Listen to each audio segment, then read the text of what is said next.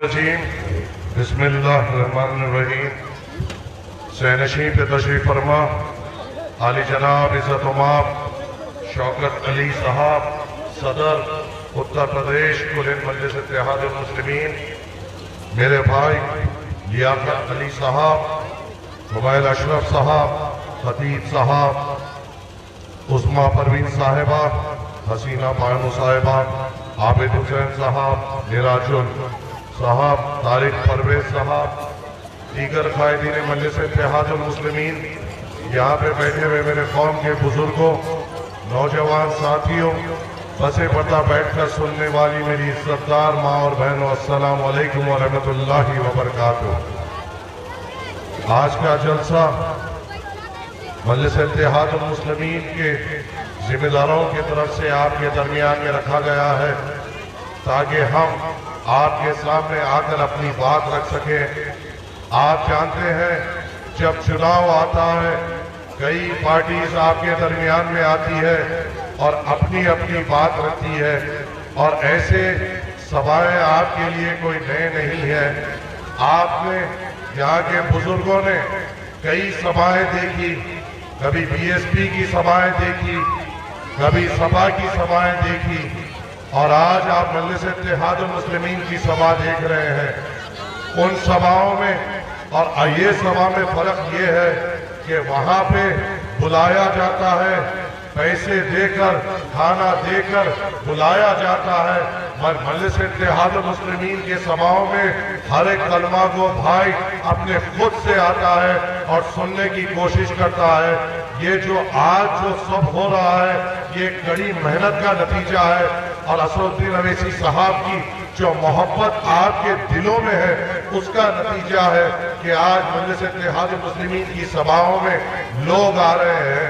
वो इसलिए आ रहे हैं क्योंकि चाहे कुछ भी हो, आपने हर किसी को देखा। यहाँ के पे जब मैं ठहर कर ये बात करता हूँ, मेरे बुजुर्गों से जब मैं ये पूछता हूँ कि ये बात क्या सही नहीं कि आपने अपने वोटों की भीख से हर किसी को कहीं प्रधानमंत्री की कुर्सी से नवाजा तो कभी मुख्यमंत्री की कुर्सी से नवाजा।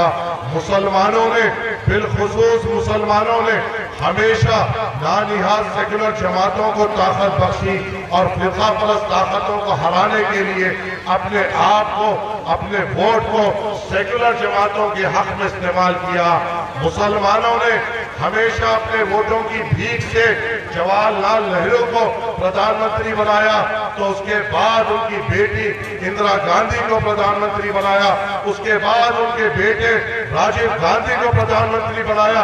तो मुसलमानों ने अपने वोटों से आई.के. गुजराल, एच.डी. देवगौड़ा और मनमोहन सिंह को भी प्रधानमंत्री बनाया। फिर आपने अपने वोटों से मुल्ला मुलायम के नाम पर वोट डालते हुए समाजवादी पार्टी का मुख्यमंत्री बनाया, अखिलेश को मुख्यमंत्री बनाया। तो आपने बहन जी के नाम पर वोट डालते हुए मायावती बहन को भी आपने मुख्यमंत्री बनाया। मगर बुजुर्गों, मैं आपसे एक सवाल करता हूं, आपने इतने सारों को इख्तियार की कुर्सी में बनाया, बिठाया, इतने सारों को प्रधानमंत्री बनाया, कईयों को आपने अपने वोटों की भीख से मुख्यमंत्री बनाया।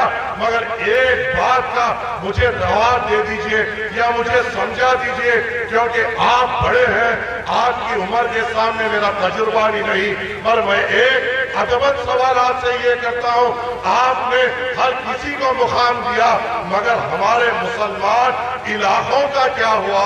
हमारे मुसलमान नौजवानों का क्या हुआ?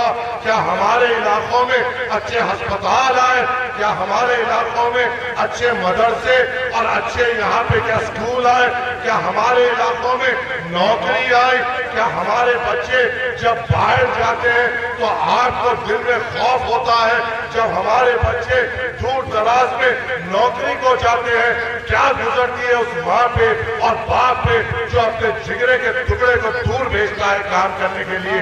आपने सबको इख्तियार दिया मगर अपने आप को अंधेरे में रखा। आपने हर किसी को इख्तियार की कुर्सी पे बिठाया, यादवों को इख्तियार की कुर्सी पे बिठाया।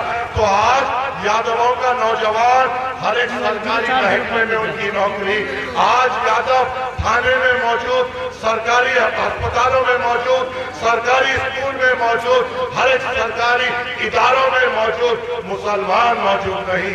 तो फिर आपने मायावती बहन को बनाया। तो आज जाटव थाने में मौजूद, सरकारी अस्पताल में मौजूद, सरकारी स्कूलों में मौजूद, टीचर उनके नाम पे हर एक सरकारी महकमे में आज जाटव बैठे हुआ है। मुसलमानों का क्या हुआ मेरे बुजुर्गों? अरे जब हम यहाँ पे आते हैं और आपसे बात करते हैं तो हमको यहाँ के कुछ सपा के दलाल, कांग्रेस के गुलाम और बसपा के दलाल आपके सामने आकर ये कहते हैं अरे मजलिस आ जाएगी, इसको अगर वोट दोगे तो बीजेपी आ जाएगी, ये बीजेपी के एजेंट है। अरे आपको खौफ दिलाने वालों ने क्या आपके महल्ले जात में स्कूल दिया? क्या आपको बीजेपी का डर दिखाने वाले जो योगी के नाम से आपको डराते हैं, क्या हमारे महल्लों में अच्छे अस्पताल या स्कूल दिए? जो दलाल, जो गुलाम आपको आके ये डराते हैं कि तुम समाजवादी को वोट दो वरना योगी आ जाएगा, क्या ये गुलामों ने हमारे बच्चों के लिए रोजगार की बात की? जो ये गुलाम, जो ये नानियाद दलाल, जो सपा बसपा कांग्रेस के आपके दरमियान में आते हैं, क्या इन पार्टियों में से एक भी विधायक ने उस ऐवान असेंबली में उठकर आपके लिए बात की?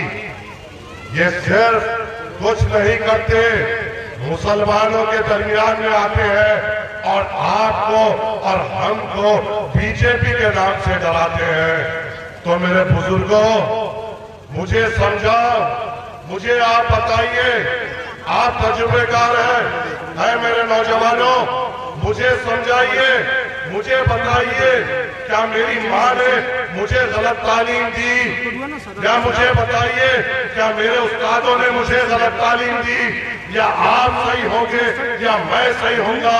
मेरी माँ ने, मेरे उस्तादों ने मुझे ये तालीम दी है कि जब तक तुम दुनिया में रहो, जब तक इस दुनिया में जिंदा रहो, तुम्हें डरना है, खौफ खाना है तो सिर्फ अल्लाह से खौफ खाना है। तो ये कौन से मुसलमान आ गए जो अल्लाह के अलावा योगी से डर रहे हैं, मोदी से डर रहे हैं, भाजपा से डर रहे हैं? क्या हमें इनसे डरने की जरूरत है? क्या ये दलाल जो आगे आपको इनके नाम से डराते हैं, क्या इनसे डरने की जरूरत है? मुसलमान हमेशा ताकतवर जब हुआ जब इत्तेहाद में आया। मुसलमानों ने बातिलों को अपने पांव से रोका जब हम इत्तेहाद में आए। मुसलमानों ने अपनी तारीख जब रची जब हमने इत्तेहाद किया। मुसलमान ताकतवर जब हुआ जब उसने अपने आप को मजबूत किया। मुसलमान जब ताकतवर हुआ जब उसने अपने खुद के भाई पे भरोसा किया। मुसलमान जब मजबूत होगा जब उसका खुद का झंडा होगा, खुद का डंडा होगा, खुद का लीडर होगा, जिसके दिल में ला इलाहा इल्लल्लाह मुहम्मद रसूलुल्लाह होगा। अरे हमने सपा को मुख्यमंत्री बनाया, कभी बसपा को, हमारा क्या हुआ? और जब हम आपके दरमियान में आके ये बात कहते हैं कि है मुसलमानों एक हो जाओ, तो हम बीजेपी के एजेंट। जब हम आके आपके दरमियान में ये कहते हैं है मुसलमानों, हमने कई बार इन दैवियों का साथ दिया, इस बार अपने आप का साथ दो, तो हम बीजेपी के एजेंट।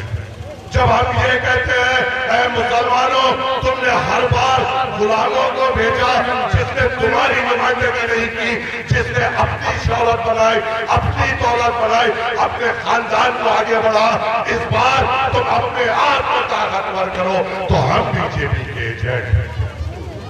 जब हम कहते हैं मुसलमानों, ये गुलामों की जंजीरें छोड़ो और अपने आप को मजबूत करो, तो हम बीजेपी के एजेंट। क्या हमें नहीं चाहिए अच्छे अस्पताल हमारे बुजुर्गों के लिए? क्या हमें नहीं चाहिए अच्छे स्कूल हमारे नौजवानों के लिए?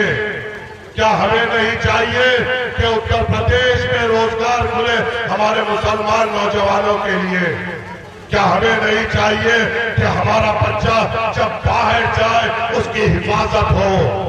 हमें ये नहीं चाहिए कि हमारे महल्ले जात हिफाजत में रहे?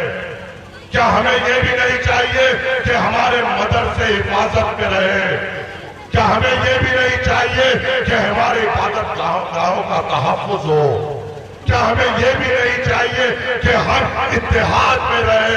अरे ये लोग हमेशा आपको इस्तेमाल करें, इस बार इस्तेमाल होना नहीं है, इस बार अपने आप को जिताते हुए मजलिस इत्तेहाद मुस्लिमीन को मजबूत करना है। हम इस मिशन को लेकर शौकत साहब के साथ यूपी का कोना कोना फिर रहे हैं। हमारी शुरुआत सिर्फ 5 दिन का सफर बता दो, दिल्ली से शुरू करें, मेरठ गए, मेरठ में वहां पे सभाएं की, वहां से निकले बिजनौर गए, बिजनौर में वहां पे अपने भाइयों से मुखातिब किया, बिजनौर से निकलकर मुरादाबाद गए, वहां पे अपने भाइयों से मुखातिब किया, वहां से निकलकर संभल गए, वहां पे हमने सभाएं की, संभल से निकलकर आगे लखनऊ गए, लखनऊ आए, वहां पे हमने सभाएं की, वहां से निकलकर आज आपके दरमियान में होते हुए आपसे बात कर रहे हैं। कल निकलकर इंशाअल्लाह कानपुर जाएंगे, इलाहाबाद जाएंगे, उत्तर प्रदेश के कोने कोने जाएंगे। हमारा काम, हमारा अकीदा ये है जो हमें तालीम दी गई है कि तुम मेहनत करो, जुस्तजू करो, तुम्हारी मेहनत में अगर इखलास होगा, अगर तुम्हारी मेहनत में जियादतदारी होगी, अगर तुम्हारी मेहनत में सच्चाई हो गई तो अल्लाह तुम्हारा साथ देगा। और जब अल्लाह मेरे साथ होगा तो हमें किसकी जरूरत है? हमें किसकी जरूरत है? क्या हमें किसी गठबंधन की जरूरत है? हमें सिर्फ परवरदिगार की जरूरत है। अगर वो हमारे साथ रहेगा तो हम सबको हराएंगे। अरे हमें कहते हैं, अखिलेश कहते हैं कि अवैसी को साथ लेने से नुकसान हो जाएगा। क्यों होगा नुकसान पता है मेरे मुसलमानों? क्योंकि अगर मुसलमान इनके बाजू ठहर जाएगा तो इनका हिंदू वोटर भाग जाएगा। ये जानते हैं कि मुसलमान को ना स्कूल देने की जरूरत, ना अस्पताल देने की जरूरत, ना उनके नौजवानों को रोजगार देने की जरूरत, ना उनके महल्ले जात को अच्छा करने की जरूरत। वो है पड़े हुए रहेंगे, उनको सिर्फ बीजेपी के नाम से डराओ, वो हमको वोट देंगे। मैं ये कहता हूँ, डरो तो सिर्फ अल्लाह से डरो और इत्तेहाद में आओ और है परचम को बुलंद करो। क्या मैं गलत कह रहा हूं? यादवों ने अपनी जमात बना ली, जाटवों ने अपनी जमात बना ली, और अखिलेश क्या कर रहे हैं? गठबंधन, गठबंधन। मैं आपसे सवाल करता हूं, अखिलेश के यादव 7%, उनके साथ के राजभर 3%, उनके साथ का जाट 2%, और दूसरी जगह से कहीं से घुड़ चुन लिए, कहीं से बकरी उठा लिए, कहीं से बिल्ली उठा लिए पास से भी। अगर उनके गठबंधन की आबादी अगर देख ले तो 11-12% से ज्यादा उन्होंने इत्तेहाद नहीं किया। हम यूपी में सबसे बड़ा गठबंधन है, मुसलमान यूपी में 20% है। हम अगर एक हो जाए तो ना 7 की जरूरत, ना 2 की जरूरत, ना 3 की जरूरत, ना 11 की जरूरत। अगर हम एक हो जाए तो 7 भी घुटनों पे रहेंगे, 11 भी घुटनों पे रहेंगे, 30% भी घुटनों पे रहेंगे और हम इख्तियार में रहेंगे। जब हम ये कहते हैं कि मुसलमानों तुम भी इख्तियार में आ सकते हो, तो हम बीजेपी के एजेंट हैं। हम ये जब कहते हैं मुसलमानों कुछ को चुनो, कुछ बहादुरों को चुनो, बुजुर्गों, दूर दराज में सुनने वाली मेरी माँ और बहनों, मेरे इज्जतदार नौजवानों, मैं बैंक में तैयार हूं। अगर तुम मेरे एक सवाल का जवाब दे दो, मैं यहां से चले जाने तैयार हूं। अगर आप मेरे एक सवाल का जवाब देते, आपने आजादी के बाद सपा को जिताया, कांग्रेस को जिताया, बसपा को जिताया, कई विधायक असेंबली में, विधानसभा में भेजे, कई सांसद पार्लियामेंट में भेजे, क्या आपके पास से एक आपका भेजे हुआ विधायक या एक आपके भेजे हुए सांसद ने वहां पे रुककर ठहर कर ये कहा कि मेरे मुसलमानों का क्या एक ने भी कहा? क्या एक सांसद या एक विधायक जिसको आपने भेजा उसने उस ऐवान असेंबली में ठहर कर क्या ये कहा कि मेरे नौजवान मुसलमानों के रोजगार का क्या एक विधायक जिसको आपने भेजा या एक सांसद जिसको आपने भेजा क्या उसने उठ जाकर ऐवान असेंबली में या ऐवान पार्लियामेंट में उठकर ये कहा कि मेरे मुसलमान महलों में अच्छे अस्पताल चाहिए, अच्छे स्कूल चाहिए? क्या एक ने भी कहा? जवाब दे दीजिए, मैं चले जाने तैयार हूं।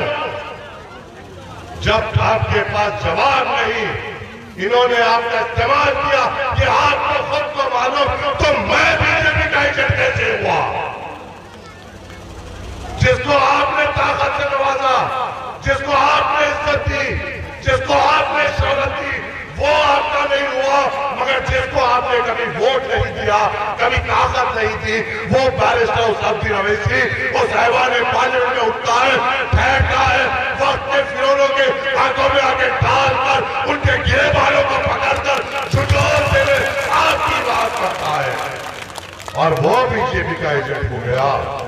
वाह मेरे मुसलमानों, वाह! जब तुम्हारे दरमियान में कोई गुलाम, कोई दलाल आकर तुम्हारे कलमा को भाई पे इल्जाम लगाता है और आप क्या उस पर यकीन करते हैं? नहीं, बहुत हो गई गुलामी, बहुत हो गया इनामी आज से जुड़ा जमातों के पीछे जाना। इस बार हम अपने आप को मजबूत करेंगे, इस बार हम अपनी पतंग गिराएंगे, इस बार हर घर पे हरा परचम लहराएगा, इस बार हर मुसलमान अपने दिल में ला इलाहा इल्लल्लाह मुहम्मदुर रसूलुल्लाह पढ़ते हुए अपने आप के लिए मेहनत करेगा। आपने हर बार लाठी हाथ से जुड़ा जमातों को जिताया। आपने तो कई मुख्यमंत्री बनाए हैं, आपने तो यहाँ पे सरकारें बनाई है, आपके वोटों की भीख से मुख्यमंत्री बने, आपके वोटों की भीख से कई लोग मंत्री बने। क्या आपके पास अच्छा स्कूल आया?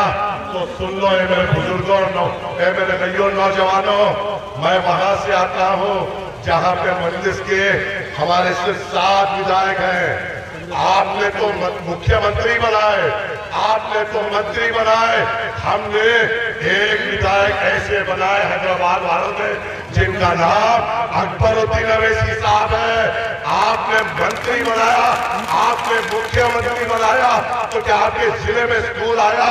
हमने एक अकबरुद्दीन अवैसी साहब को बनाया जिन्होंने अपने जाती पैसे से 18 स्कूलों की तामीर की, जहां पे 16,000 बच्चे फ्री में तालीम हासिल करते हैं।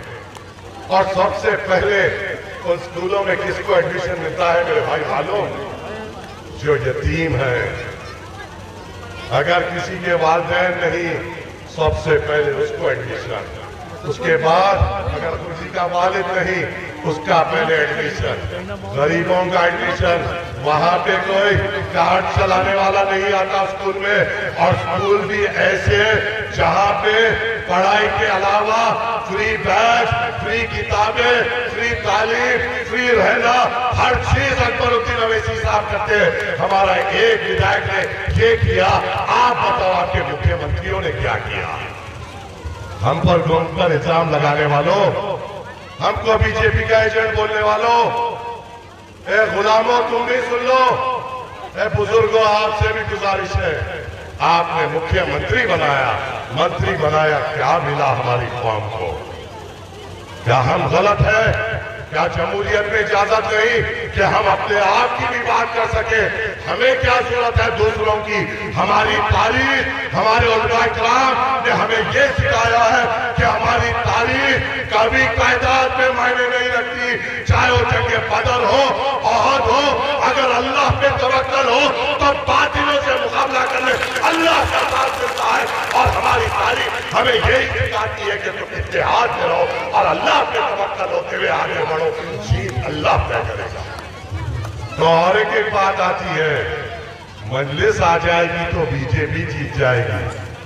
ऐ मेरे बुजुर्गों, ऐ मेरे नौजवानों, मेरी माँ ने और मेरे मुल्साबों ने और मेरी उस्ताद ने मुझे ये सिखाया कि मेहनत तुम्हारे हाथ में है, जीत और हार अल्लाह के हाथ में है। तो ये कौन से मुसलमान आ गए जो दुनिया में जीत और हार का फैसला कर रहे हैं? क्या जीत और हार, जिंदगी और मौत आपके मेरे हाथ में है? क्या जीत और हार, जिंदगी मौत या आगे क्या होने वाला है आपके मेरे हाथ में है? आपके मेरे हाथ में सिर्फ मेहनत है, इबादत है। हमें मेहनत भी इखलास से करना है, इबादत भी इखलास से करना है, ताकि हमारी मेहनत में सच्चाई, ईमानदारी और हमारी इबादत में सच्चाई, ईमानदारी हो, जिससे अल्लाह की रजा हमारे साथ आए और मुसलमान कामयाब हो जाए। और जब हम अल्लाह की रजा, इत्तेमाद, इत्तेहाद और आपकी ताकत की बात करते हैं तो हम क्या गलत करते हैं? और आप मुझे बताइए, आप क्या बुनियाद पे हमें वोट नहीं देंगे? कोई वजह है आपको अपने आप को वोट नहीं देने की? इस बार एक हो जाइए। ऐ मेरे बुजुर्गों, ऐ मेरे नौजवानों, एक बार करवट ले लो। चाहे योगी जीते या अखिलेश जीते, ये तो हमारे सामने ये मिसाल हो गई कि फिरौन को हराने नमरूद को जिताओ, नमरूद को हराने फिरौन को जिताओ। हम अपने आप को कब जिताएंगे? हम अपने आप को कब जिताएंगे? क्या हम एक धैर्य से बचने के लिए दूसरे धैर्य के दर पे जाएंगे? नहीं, हम अपने आप को ताकतवर बनाएंगे, हम अपने आप को जिताएंगे। उम्मीद है आपसे और तवक्को है आपसे कि आप मजलिस इत्तेहादुल मुस्लिमीन के उम्मीदवार को अपनी दुआओं से नवाजेंगे, अपने वोटों से नवाजेंगे और सोचेंगे नहीं, और इस उंगली से शहादत देते हुए बटन के निशान पे वोट डालेंगे और हमको कामयाब करेंगे इंशाअल्लाह। बस ये चंद गुजारिशात से आपसे इजाजत चाहूंगा और ये उम्मीद रखूंगा और तवक्को रखूंगा कि मेरे उलमाए किराम, मेरे बुजुर्ग, मेरे नौजवान, मेरे पर्दा नशीन सरदार माँ और बहनें हमें अपने वोटों से और दुआओं से नवाजते हुए बैरिस्टर सऊदी नवीसी साहब को कामयाब करेंगे और ताकतवर बनाएंगे। बस इस शेर के साथ आपसे इजाजत लेता हूँ। बदल के रख देंगे, बदल के रख देंगे फिजाएं जमाने की, बदल के रख देंगे फिजाएं जमाने की। हमें भी सिद्ध है तूफानों में पतंग उड़ाने की।